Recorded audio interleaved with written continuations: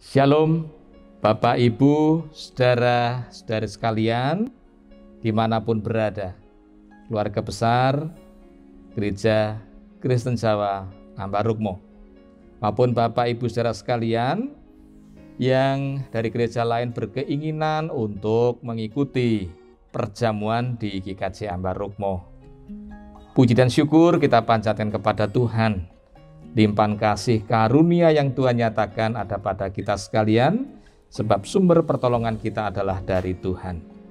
Maka mari Bapak Ibu saudara sekalian, saat ini Majelis Gereja hendak menyelenggarakan pendadaran untuk persiapan perjamuan kudus. Semoga Bapak Ibu saudara sekalian dapat mempersiapkan hati dengan baik dan merasakan betapa hidup ini senantiasa di bawah bimbingan Roh Kudus. Masih segar ingatan kita, tempo hari kita merayakan peristiwa Pentakosta dengan turunnya Roh Kudus. Dan minggu kemarin kita diajak untuk menghayati bagaimana karya Roh Kudus yang memungkinkan kita karena iman kepada Yesus Kristus, kita menjadi anak-anak Allah. Di tengah situasi yang sulit ini, kita terus berupaya untuk meyakini kelangsungan berkat dari Tuhan, dan Majelis Gereja menggunakan perangkat teknologi untuk mempersiapkan Bapak, Ibu, saudara sekalian. Dan kiranya boleh diterima dengan penuh sukacita dan penuh ungkapan syukur kepada Tuhan.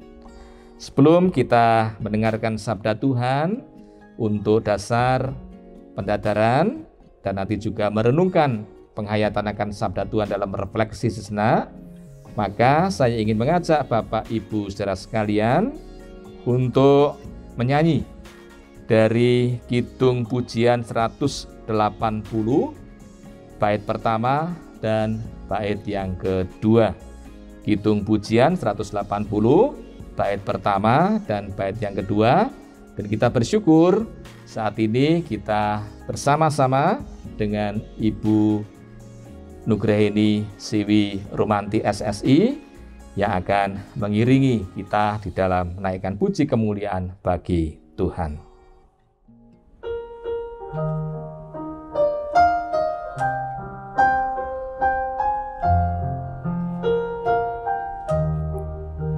Roh Kudus pembawa terang, bersinarlah cemerlang, agar malam hari gelap jadi fajar yang cerah. Tuhanku setia, Engkaulah pengharapanku, curahkanlah kuasa-Mu, Roh Kudus di hatiku. Tuhan, Tuhan, sucikanlah hatiku.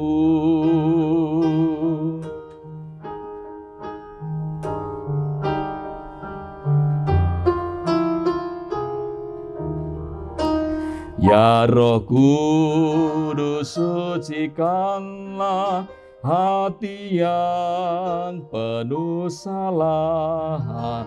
Lama dosaku mengekang, jiwa tak pernah riang. Tuhanku setia, Engkaulah pengharapanku, curahkanlah kuasa-Mu, Roh Kudus di hatiku.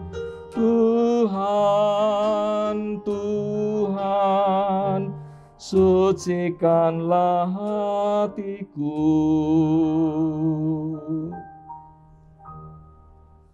Kita akan mendengarkan sabda Tuhan, kita berdoa. Kami mohon kelangsungan berkat-Mu ya Tuhan, di dalam persiapan untuk kami menerima perjamuan. Sabda-Mu menjadi pedoman. Roh Kudus menolong kami untuk dapat memetik hikmah dari sabda Tuhan dan membimbing kami melaksanakan apa yang Tuhan kehendaki. Di dalam nama Tuhan Yesus Kristus. Amin. Sabda Tuhan saya ambilkan dari Roma 8 ayat 1 sampai dengan ayat yang ke-16. Sabda ini memang panjang, namun kita dapat memetik hikmahnya bagaimana hidup kita di tengah situasi yang sulit, beban persoalan pergumulan, kiranya kita dimampukan untuk mau dipimpin oleh Roh Kudus. Hidup di bawah pimpinan Roh Kudus. Hidup baru yang dikuasai oleh Roh Kudus. Demikian sabda Tuhan. Roma 8, 1 sampai 16. Demikianlah sekarang tidak ada penghukuman bagi mereka yang ada di dalam Kristus Yesus. Roh yang memberi hidup telah memerdekakan kamu dalam Kristus dari hukum dosa dan hukum maut. Sebab apa yang tidak mungkin dilakukan hukum Taurat, karena tak berdaya oleh daging, telah dilakukan oleh Allah. Dengan jalan mengutus anaknya sendiri dalam daging, yang serupa dengan daging, yang dikuasai dosa karena dosa, ia telah menjatuhkan hukuman atas dosa dalam daging, supaya tuntutan hukum Taurat digenapi dalam kita, yang tidak hidup menurut daging, tetapi menurut roh. Sebab mereka yang hidup menurut daging memikirkan hal-hal yang dari daging. Mereka yang hidup dalam roh memikirkan hal-hal yang dari roh. Karena keinginan daging adalah maut, tetapi keinginan roh adalah hidup dan damai sejahtera. Sebab keinginan daging adalah perseteruan terhadap Allah. Karena ia tidak takluk kepada hukum Allah, hal ini memang tidak mungkin baginya. Mereka yang hidup dalam daging tidak mungkin berkenan kepada Allah. Tetapi kamu tidak hidup dalam daging, melainkan dalam roh. Jika memang roh Allah diam di dalam kamu. Tetapi jika orang tidak memiliki roh Kristus, ia bukan milik Kristus. Tetapi jika Kristus ada di dalam kamu, maka tubuh memang mati karena dosa, tetapi roh adalah kehidupan oleh karena kebenaran. Dan jika roh Dia yang telah membangkitkan Kristus dari antara orang mati diam di dalam kamu, maka Ia yang telah membangkitkan Kristus Yesus dari antara orang mati akan menghidupkan juga tubuhmu yang fana itu oleh rohnya yang diam di dalam kamu. Jadi, saudara-saudara, kita adalah orang yang berhutang, tetapi bukan kepada daging, supaya kita hidup menurut daging. Sebab jika kamu hidup menurut daging, kamu akan mati. Tetapi jika oleh roh kamu mematikan perbuatan-perbuatan tubuhmu, maka kamu akan hidup. Semua orang yang dipimpin roh Allah adalah anak Allah. Sebab kamu tidak menerima roh perbudakan yang membuat kamu menjadi takut lagi, tetapi kamu telah menerima roh yang menjadikan kamu anak Allah. Oleh sebab itu, kita berseru, Ya Aba, Ya Bapa. Roh itu bersaksi bersama-sama dengan roh kita bahwa kita adalah anak-anak Allah. Puji dan syukur kita panjatkan kepada Tuhan yang demikian besar kasih-Nya untuk kita sekalian, menganugerahkan kemuliaan, keselamatan, damai sejahtera di dalam Kristus. Sabda Tuhan yang kita dengarkan ini memampukan kita untuk mengerti 3 hal. Yang pertama, bahwa kasih Tuhan dinyatakan melalui karya Kristus Yesus. Tuhan datang dalam fisik manusia, dalam daging yang ada dalam kehidupan manusia, tubuh manusiawi, dan ini menjadi bagian dari kehidupan manusia yang ada di dalam dosa. Tetapi pribadi Yesus tidak ada dosa. Dia kudus, penuh dengan kemuliaan. Dan oleh karenanya tidak ada batu sandungan ketika Yesus melaksanakan kehendak Sang Bapa dengan setia, sekalipun jalan salib harus ia pikul. Nah, justru jalan salib itulah yang menjadikan kita mengerti pengorbanan sejati seorang bernama Yesus Kristus. Manusia yang selama ini mengagung-agungkan hukum Taurat dan apa yang dinyatakan dalam hukum Taurat ternyata dibelenggu sedemikian rupa dengan perbuatan-perbuatan manusia yang seakan-akan hidup kudus di hadapan Tuhan, tetapi ternyata hanya membelenggu manusia karena pemberlakuan hukum Taurat sedemikian rupa huruf demi huruf atau harafiah, membuat manusia tidak menemukan damai dan sejahtera. Inilah yang menjadikan manusia semakin berdosa di hadapan Tuhan. Yesus memberi tanda kemuliaan Tuhan yang sangat luar biasa agar manusia menemukan jalan kembali kepada kehidupan. Pengorbanannya membawa keselamatan. Yang kedua yang mau saya sampaikan Bapak Ibu Saudara, bahwa sabda ini mengajak kita untuk menghayati bahwa anugerah kasih Tuhan di dalam Kristus Yesus memungkinkan orang percaya ada dalam pembaharuan karena Roh Kudus. Tuhan sendiri yang bekerja tidak nampak tetapi ada di dalam hati manusia, dan itu menjadikan kita tidak lagi di bawah kuasa dosa. Mari kita berjuang untuk itu.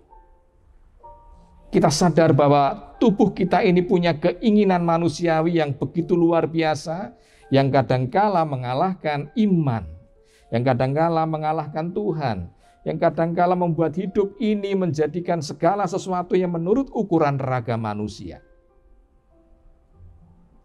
Tapi Paulus mengingatkan kita, fisik manusia yang dikuasai dosa, menghambakan diri karena kedagingan, tidak akan menemukan hidup. Manusia akan mengalami kematian, dan ini kematian kekal, bukan hidup kekal. Maka Paulus mengingatkan bagaimana hidup di dalam Roh Tuhan memberikan kepastian menuntun manusia di dalam pimpinan Tuhan sendiri. Dan itu adalah Roh Kudus yang bekerja, yang berkarya. Nah, yang ketiga, mari kita bawa hidup ini supaya kita mau dipimpin oleh Roh Kudus. Mengapa? Karena kita beroleh anugerah sebagai anak-anak Allah. Memang kita sadar sebagai anak, ada yang penurut, ada yang tidak mau menurut, ada yang setia, ada yang mbalelo. Nah, semoga kita menjadi anak-anak Tuhan yang mau hidup di dalam pimpinan Roh Kudus. Supaya apa? Supaya kita tidak lagi berseteru dengan Tuhan dengan serba nekatnya kita. Dengan dalih alasan ini itu macam-macam yang intinya adalah pembenaran atas diri sendiri. Tidak. Roh Kudus akan menolong kita ada dalam kebenaran Tuhan, maka kita tunduk di bawah cinta kasih Tuhan. Tunduk di bawah peranata Tuhan. Tunduk di dalam kehidupan menuju pada kebenaran. Karena kebenaran di dalam Tuhan pasti akan nyata. Tapi kalau kita berdalih melakukan keinginan daging demi kebenaran manusiawi, maka kita tidak akan pernah mencapai kesempurnaan. Semoga Tuhan menolong saya Bapak Ibu Saudara sekalian menata diri dengan baik supaya kita layak menyambut perjamuan. Dan tentu saja setelah perjamuan kita juga akan menyambut, menjalani hidup dengan pengharapan juga di dalam kekudusan. Supaya kita tidak lagi di bawah pimpinan kuasa dosa, karena dosa sudah dikalahkan oleh Tuhan Yesus. Dan kita merayakan, kita menghayati, kita bersuka cita menghayati pekerjaan Tuhan di dalam Roh Kudus yang akan menolong, memimpin, dan mengarahkan hidup kita. Amin. Bapak Ibu saudara sekalian, kini saatnya kita akan melangsungkan pendadaran dan semoga Bapak Ibu membuka hati di dalam tuntunan Roh Kudus. Perkenankan saya mewakili penatua dan diaken sebagai Korp Majelis GKJ Ambar Rukmo melangsungkan apa yang menjadi kepentingan gereja berkaitan dengan perjamuan dengan membacakan pertelaan sakramen perjamuan. Bapak Ibu saudara sekalian, sakramen perjamuan sesungguhnya adalah sarana untuk memelihara iman yang didasarkan pada perjamuan malam menjelang Tuhan Yesus disalib. Dalam perjamuan itu Tuhan Yesus mengambil roti, memecah-mecahkannya dan memberikannya kepada para murid. Tuhan Yesus berkata demikian,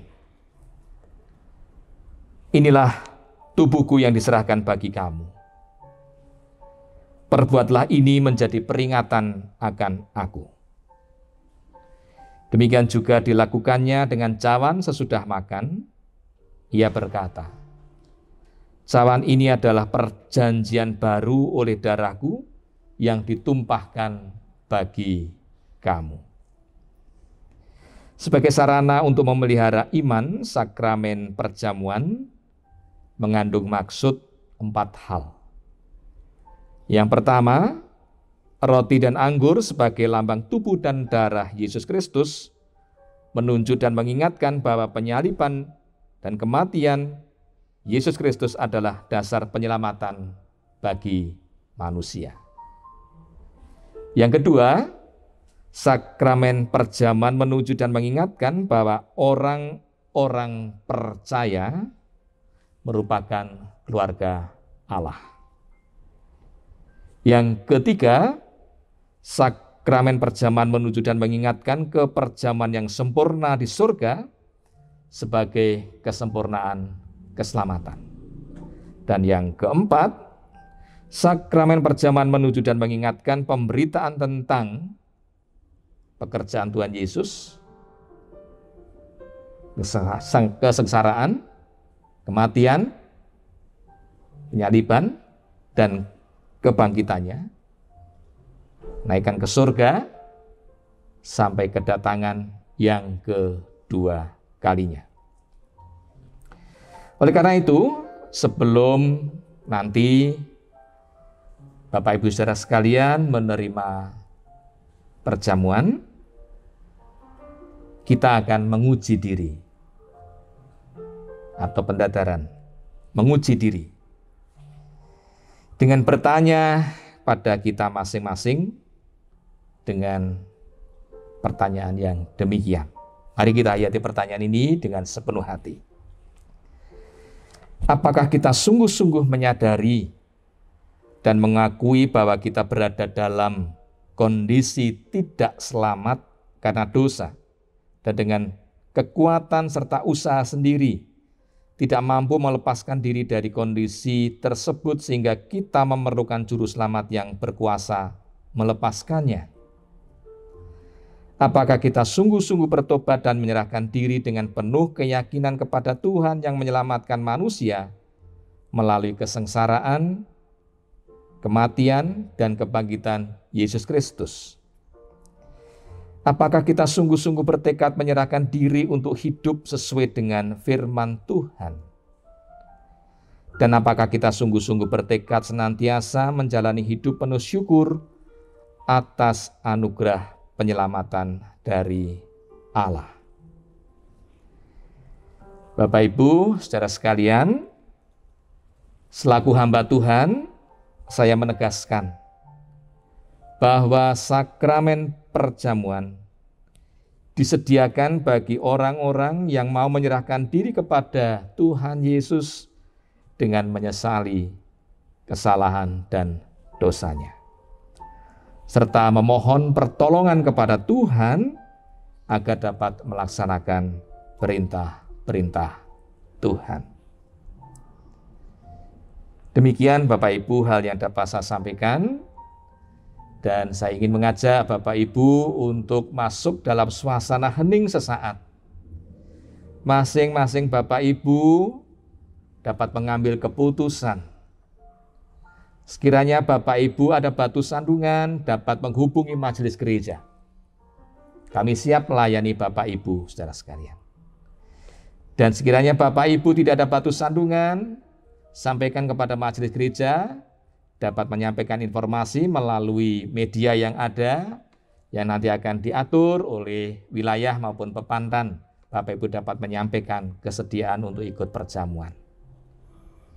Dan mari kita satu hati dalam hening saat, lalu kita nanti akan berdoa, dan setelah berdoa nanti kita akan akhiri dengan memuji Tuhan kembali.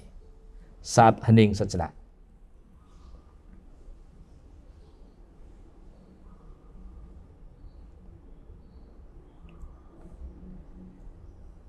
Kita berdoa. Kami bersyukur Engkau telah menganugerahkan sabda ya Tuhan.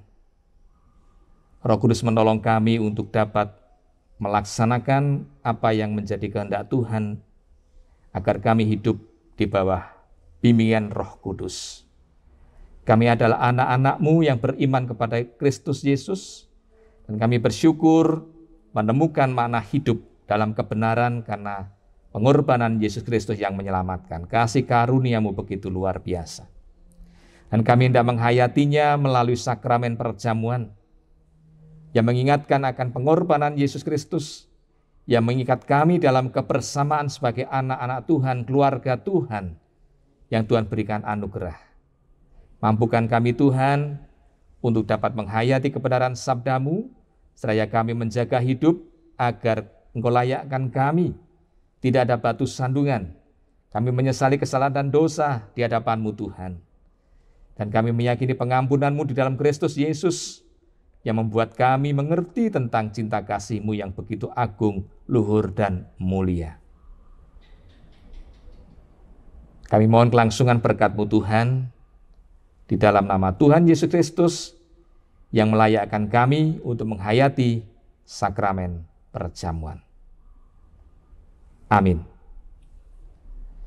Silakan Bapak Ibu nanti dapat menyampaikan isi hati kesaksian Bapak Ibu setelah masing-masing menguji diri dalam pendaftaran untuk menginformasikan tentang kesediaan ataupun sesuatu hal bila mana ada persoalan kepada majelis gereja, baik yang di wilayah maupun di pepantan.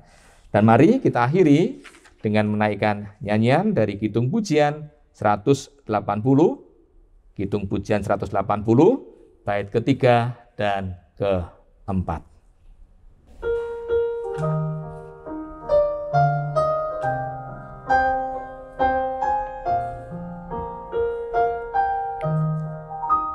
Roh Kudus pemberi senang, oleh-Mu sedih hilang. Hatiku yang penuh cacat kini menjadi sehat. Tuhanku setia, Engkaulah pengharapanku. Curahkanlah kuasa-Mu, Roh Kudus di hatiku. Tuhan, Tuhan, sucikanlah hatiku.